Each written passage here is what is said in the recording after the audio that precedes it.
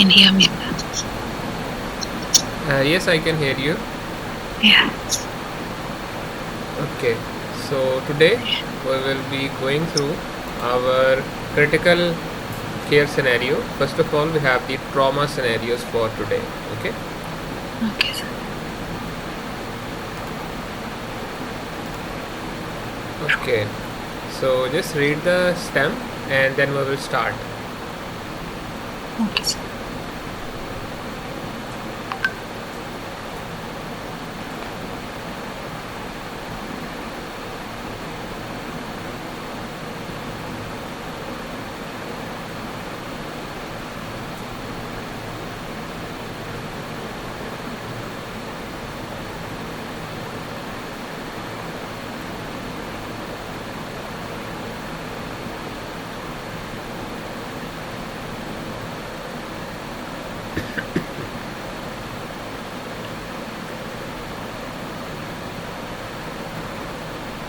Yes, sir. I'm ready.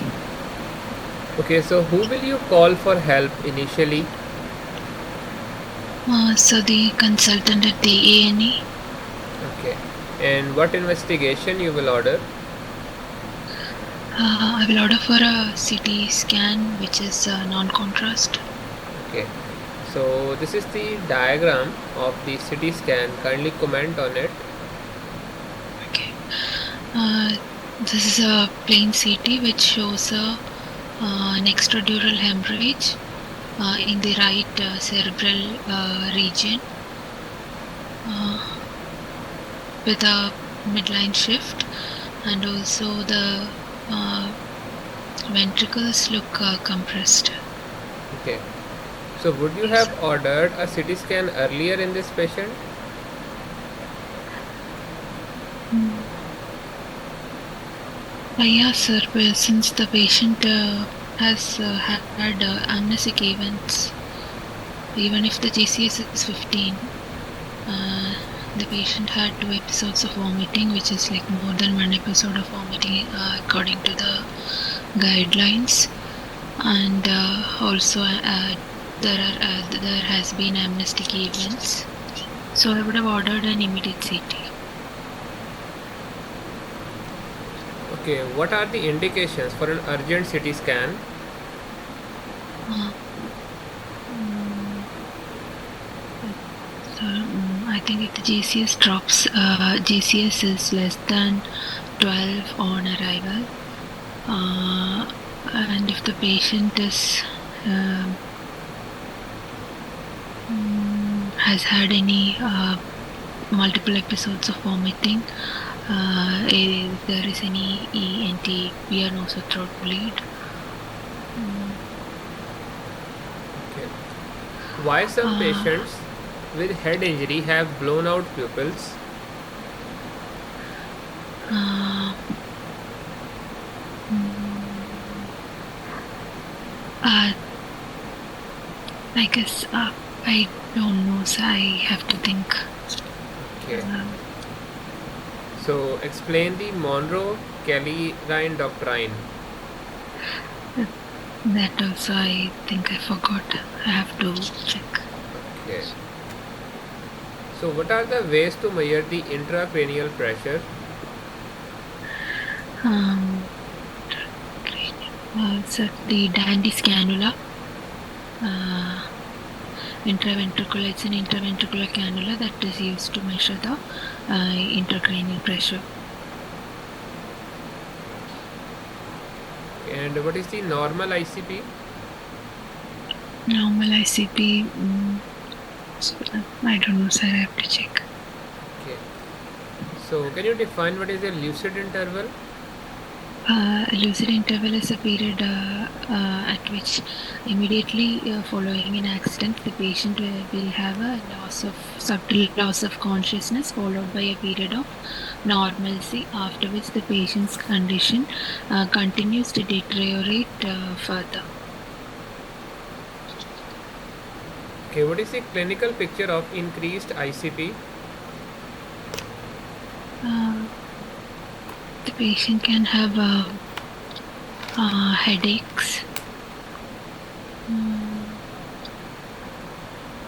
Other than that,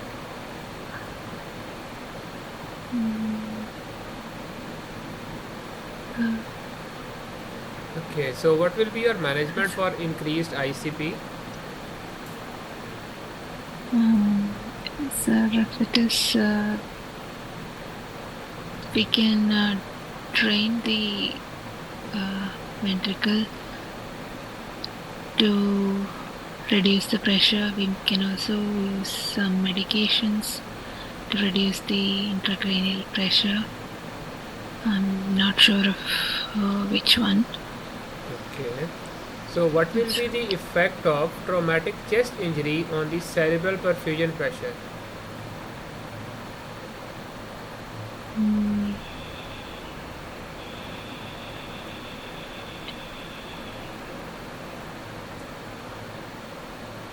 So if there is a circulatory collapse, that can lead to a decreased cerebral perfusion. Okay.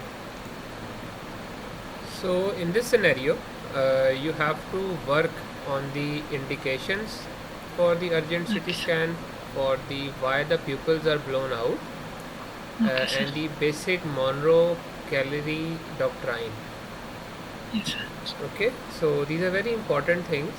These are basically the pathophysiologies behind them that you have to learn. Okay, Yes, so sir. whenever the intracranial pressure increases, it is going to compress the oculomotor nerve, Yes, that and that lead is to why there will ankle be an herniation. ipsilateral pupillary dilatation. Yes, sir. There's a okay, sir.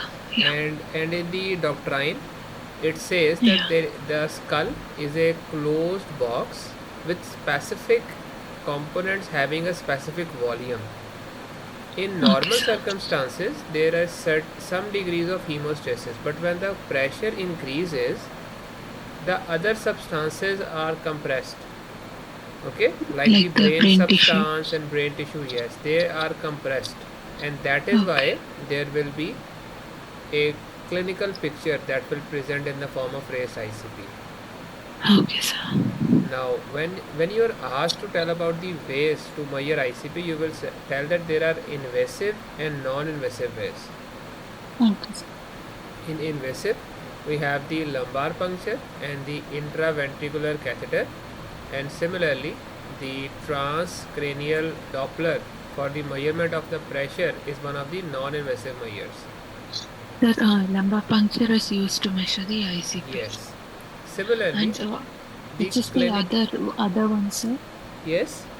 Which is the other one that you have told apart from the lumbar puncture? Yes, lumbar puncture and the Yes, sir. intraventricular catheter pressure measurement are the invasive ways, and Okay, the sir. transcranial Doppler, which helps to identify the pressure through the eardrum, is one of the non-invasive ways. Okay, sir. Transcranial Doppler. And after that, we have the clinical picture of increased ICP. So there will be hypertension, there will be bradycardia, there will be irregular respiration, headache, Okay, sir. vomiting, ipsilateral pupillary dilatation, and in chronic cases, even papillary edema can also be there. Okay, sir. And then regarding the management of increased ICP, you will say that I will manage the patient according to the ATLS protocol. First of all, Okay, sir. I will check the airway, and if the patient is unable to maintain, then I will consult with the anesthesiologist to put the patient on ventilatory support. First step. Okay, sir. Yes, and after that, I will assess their breathing and put the patient on high positive pressure ventilation, and then I will Okay, make sir. sure that the circulatory volume is adequate. If the patient is Okay. not maintaining blood pressure, then I will start the patient on fluid followed by inotropes. But on the contrary, if the patient is already on fluid overload, then I will put the patient on diuretics like furosemide. Okay, sir. And then I will look at what other medications I can add after measuring the GCS and making sure that the patient is avoided of the hypothermia. Then Okay. I can add a thiopentone or different other medications if there is resistance to the decreased ICP. If all Okay, these sir. medical measures are failed, then I will move towards the surgical management, that is the evacuation of the hematoma. Okay, sir. So this is how Okay. you tell the answers in detail. Okay. So I In would the suggest you to management of increased ICP, no, learn sir. these facts from the videos. Okay, which I have Yeah. provided you. I have explained all these things in quite detail over there in those Oh, videos. okay, sir. Okay, sir. Okay. So next up we have the polytrauma liver. Okay.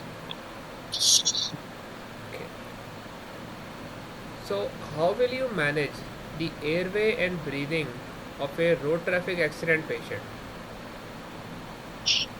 Mm, sir,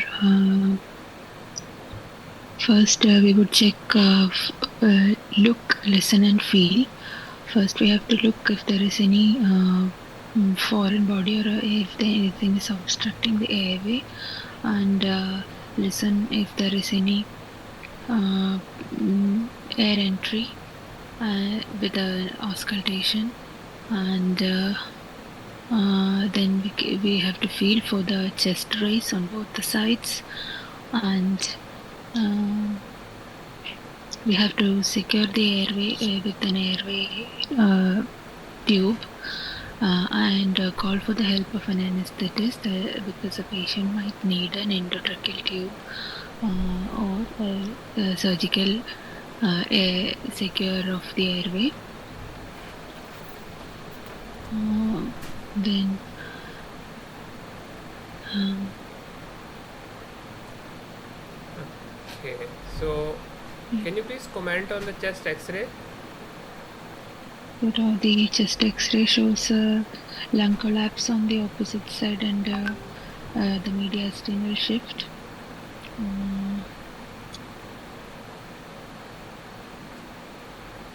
And Yes. how will you manage this case? In this case, we have to you do a needle thoracotomy. Sorry, yeah, needle thoracostomy, and we have to evacuate the air from the chest, followed by a chest tube insertion.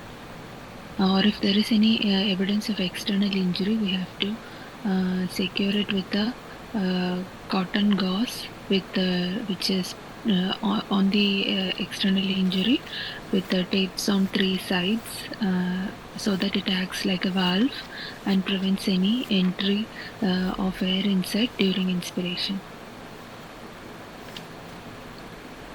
Okay. So the patient is in shock. Can you tell me about how will you manage the circulation of this patient? So first, I will secure two large bore IV cannulas. Then we'll start with the IV fluid resuscitation. We'll also take blood for cross matching and RH typing. Then blood grouping and RH typing, and also for routine blood investigations like the full blood count, the blood glucose, urea and electrolytes, lactate, LFT,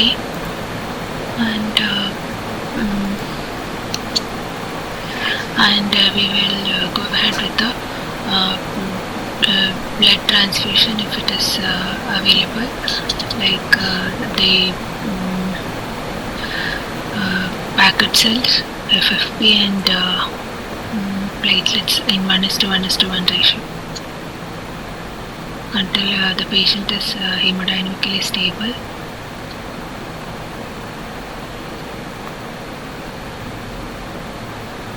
Okay, so how will you monitor the response?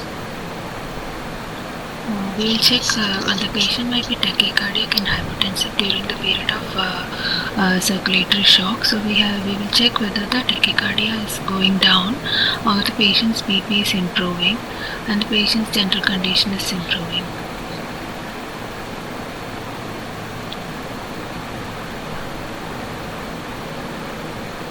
Okay, so can you tell me that in the which stage of shock the blood pressure starts to drop? Class 3, sir.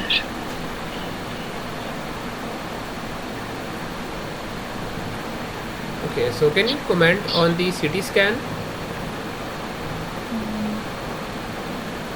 The CT scan shows a liver laceration with a hematoma formation. It is a slice of the slice showing the region of liver, the stomach, and the spleen. So, what are the grades of a liver tear?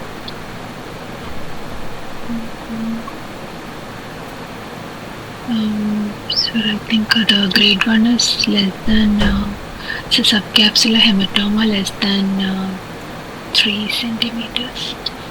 And the second one is grade 2 is 3 to 10 centimeters subcapsular hematoma or 10 to 50 percentage involvement of the liver parenchyma.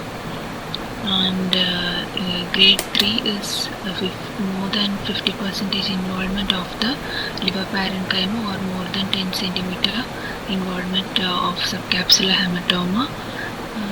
Grade 4 is more than 75 percentage involvement of the liver parenchyma. 5 is involvement of vascular involvement, and grade 6 is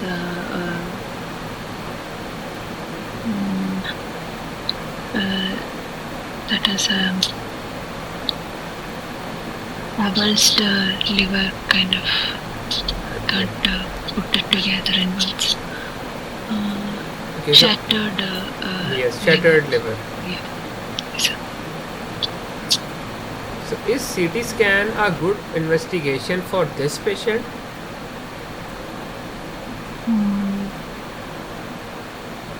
yes, sir. We can go ahead with the contrast CT, so that we can know if there is any what the extent of the injury in the liver, and also if there is any other organ involvement. Okay. And yes. So, what And is also the if there is- management of liver tear? So the management is conservative until there is no vascular involvement. Grade 1, 2, 3, and 4, we can do conservative management. But if the patient deteriorates, the patient has to be kept under observation and admission. So if there is any drop in the vitals, or if the patient becomes unstable, we have to take immediately for laparotomy. And other in cases like liver laceration and shattered liver, we have to do immediate laparotomy and stop the bleeding, and packing of the liver and stop the bleeding. And relook laparotomy. Yes, sir, after 48 hours. Okay. So, can you tell me about the 4 classical areas which are examined and assessed in fast scan?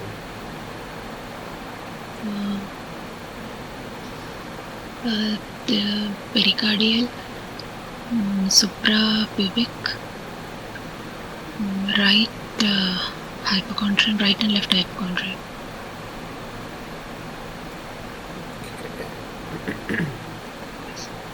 Okay.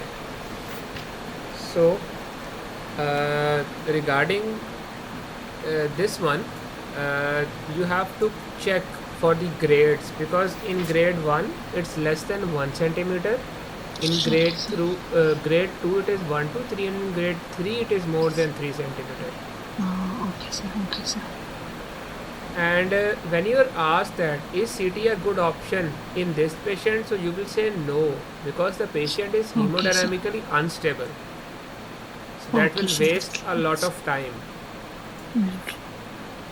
And then they will ask you that okay, what is the alternative investigation, and that would be the fast scan. And then they will ask you that what are the areas which you can examine, and they include the perihepatic space, the perisplenic space, the pelvis and pericardium. Okay, sir. Okay, sir. Okay, so next up we have the polytrauma cervical spine fracture. So read the scenario and then we will start.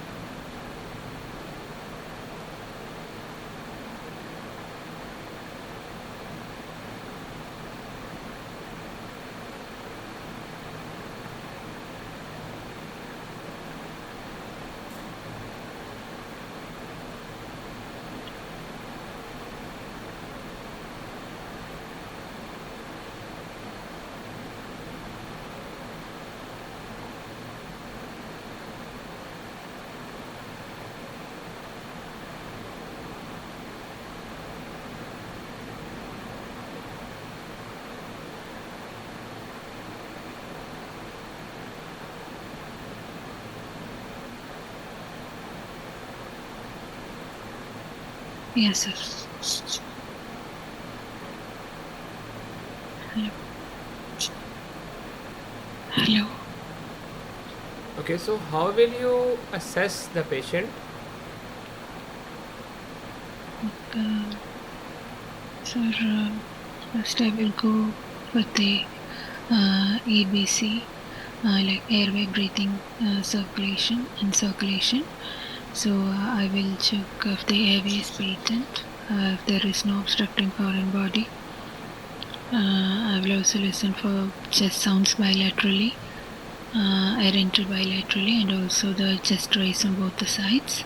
And I will carefully move the patient since there is a spine injury. So, in order to, so can I say this? In order to assess the airway, I'll go look for do the head tilt, chin lift, and jaw thrust. Okay. Yes, sir. And since the patient is having a spinal There is just trauma, one thing that yeah. when somebody asks you that how will you assess the patient, you will say that I will assess through the ATLS protocol. Okay, sir. Then they will ask you that what are the principles of ATLS protocol. Okay, sir. Then you will tell the detail, and then you will say that Okay, sir. I will follow the airway, breathing, circulation, disability, and exposure. And then you will take a Disability. pause Okay, sir. and ask them that should I explain? Okay, then they will tell you, okay, explain the airway and breathing. In Okay. some scenarios, they will say that explain the circulation part only. Okay, sir. Okay, so that is how you take the station. Okay, sir. Okay, Okay, so okay, sir. define and classify shock. Okay, sir. Mm, Sir, define shock as a state of reduction in the blood pressure, uh, circulatory collapse. The it can be like hypovolemic shock, neurogenic, obstructive.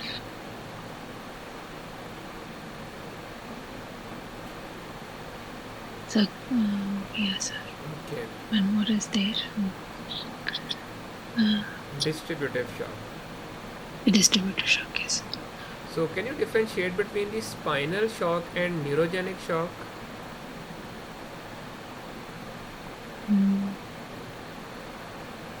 Sir, I don't remember now.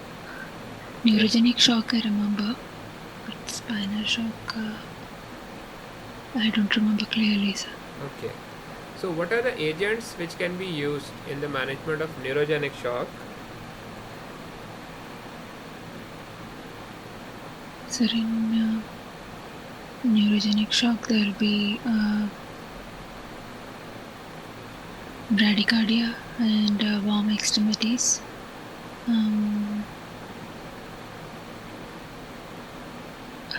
Agents that can be used. Sorry, I'm not sure, sir. Okay. So can you identify the problem in the CT scan which is shown over here? There is a C2 cervical spine fracture with the displacement, anterior displacement. And also there is a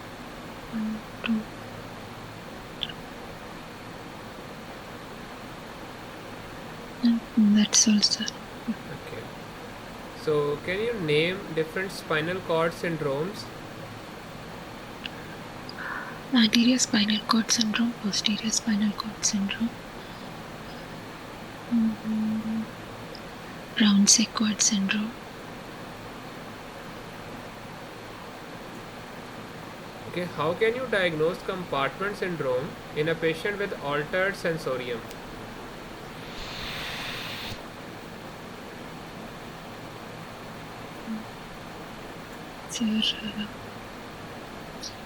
Compartment syndrome in the sense like abdominal compartment or Like the lower limb compartment, for example. lower limb.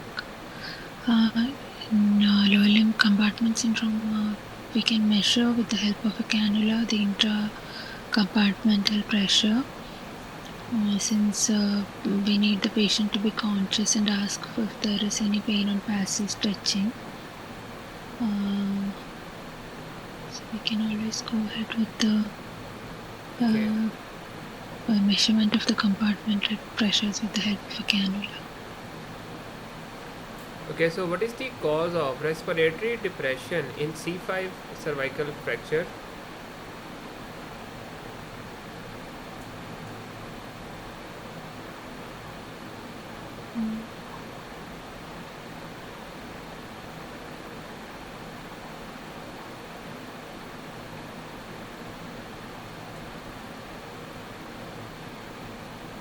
So I don't remember this. Okay, so what are the physiological effects of shallow breathing?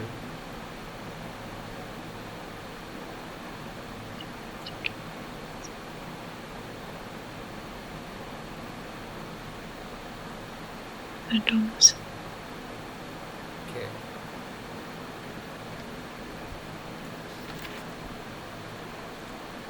So in the difference between the spinal shock and neurogenic shock, the spinal shock is a temporary loss of complete power, sensation and reflexes, whereas the neurogenic shock is because of the loss of sympathetic innervation.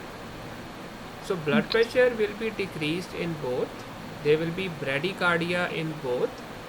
However, regarding the motor response, there will be flaccid paralysis in spinal shock and variable degree of response in neurogenic shock. And in the mechanism, the spinal shock results from the peripheral neurons becoming temporarily unresponsive to the brain stimulus. Whereas in the neurogenic shock, the autonomic systems disrupt and there is loss of the sympathetic tone. As a consequence, the parasympathetic nervous system overpowers all the functions. And regarding the agents, we can use the dopamine, norepinephrine and phenylephrine. Okay. So regarding the problem in the CT scan, you correctly identified it as C2 fracture. Now in this there is also a displacement of the cervical spinal cord as well. And there is a complete fracture of C3 vertebra as well in addition to C2. Okay. So this is a complete fracture with spinal cord compression. Okay, sir. So we can diagnose compartment with the help of a intra-compartmental pressure device. Okay, sir. And respiratory depression is because of the phrenic nerve injury, the spinal respiratory pathway injury, and because of the spinal shock. Okay, sir. And regarding the physiological effects of the shallow breathing.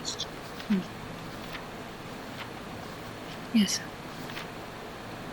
There will be cerebral effects. That will be an increase in the carbon dioxide because of less removal, and that will implement on cardiogenic system in the form of a decreased diaphragmatic and myocardial contraction, and that will result into respiratory acidosis and alveolar fluid accumulation, and as a consequence the breathing will become less and less effective. Okay, sir.